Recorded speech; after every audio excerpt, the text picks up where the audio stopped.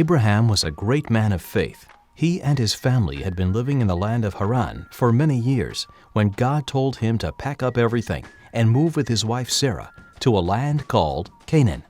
God told Abraham that if he obeyed, then he would become the father to many nations. This was confusing to Abraham because he and Sarah had no children, but he had faith that God would do as he said. One day, Abraham was sitting in front of his tent and saw 3 men standing nearby. He knew these men were sent by God, so he went to meet them. When he got to the men, he bowed low and asked them to stay with him. They each agreed to stay. Abraham and Sarah prepared a meal for the men and took excellent care of them. At one point, the men asked where Sarah was.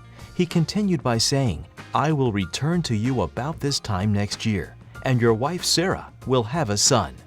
Now, Sarah had been listening to their conversation and laughed when she heard this announcement. Since she and Abraham were so old, it was hard for her to believe that she would experience the joy of a child. Then the Lord spoke to Abraham and asked, "Why did Sarah laugh? Is anything too hard for the Lord?" Sarah was afraid, so she said, "I do not laugh," but the Lord knew the truth.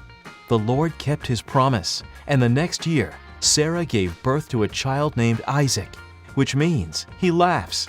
Abraham was 100 years old when Isaac was born. Sarah declared, "God has brought me laughter.